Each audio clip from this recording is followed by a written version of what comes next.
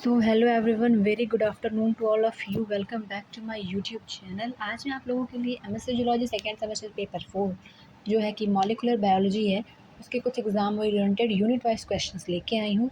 अगर आपने अभी तक कुछ भी नहीं पढ़ा तो ये सारे क्वेश्चंस पढ़ के आप एग्ज़ाम में पास होते हैं।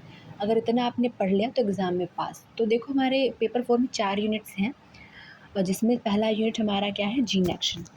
ठीक है, तो वीडियो स्किप मत करना। इसमें लॉन्ग एंड शॉर्ट दोनों क्वेश्चंस बनाए गए हैं जिससे आप पढ़ के एग्ज़ाम में अच्छे मार्क्स गेन कर सकते हो। तो वीडियो को लास्ट तक देखते रहना। अगर आपके एग्जामिनेशन में इस वीडियो से कोई भी क्वेश्चंस फंसता है तो कमेंट करना ना भूले। चलो now let's start the video. Gene action से लॉन्ग क्वेश्चन क्या क्या बन सकते हैं, चलो देखते हैं। Sorry for inconvenience. पहला क्वेश्चन देखो, explain DNA replication with a suitable diagram. दूसरा क्वेश्चन है, describe the enzymes involved in DNA replication. Third question is, explain semi conservative replication with experimental evidences. Fourth question है, describe transcription in prokaryote and eukaryotes. पांचवा question है, explain the mechanism of transcription. छठवां question है, discuss the genetic code and in its characteristic, it is very important.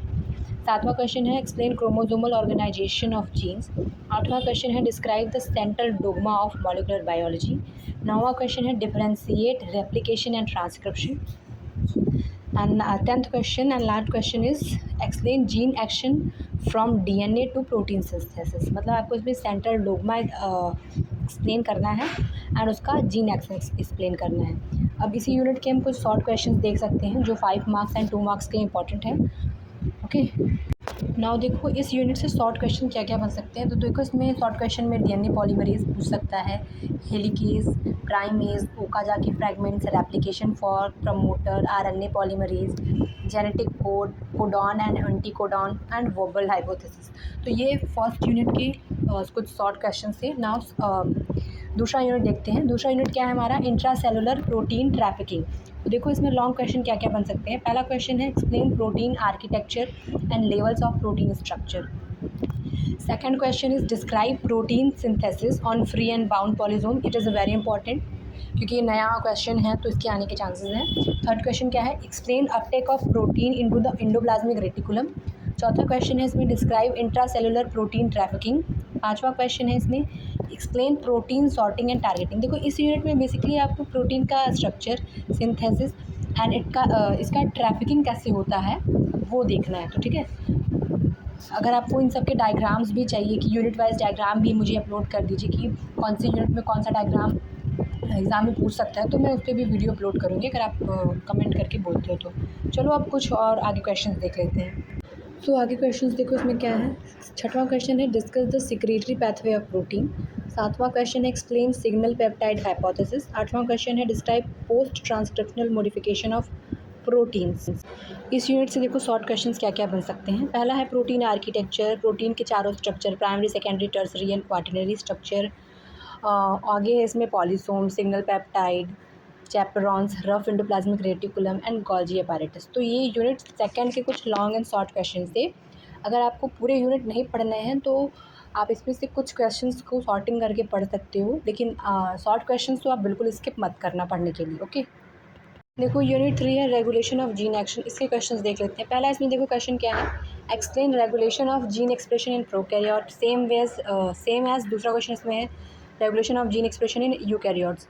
इसमें देखो lac operon and TRP operon are the most important question. Third unit अगर आप पढ़ रहे हो तो ये दोनों क्वेश्चन वेरी इंपॉर्टेंट है। ठीक है, तो लैक ओपेरॉन है सुटेबल एग्जाम्पल डायग्राम के साथ। पाँचवा है इसमें, compare lack operon and TRP operon. छठवां है इसमें, explain positive and negative regulation of gene expression. सातवां देखो फिर वही है, the operon concept proposed by Jacob and Monod.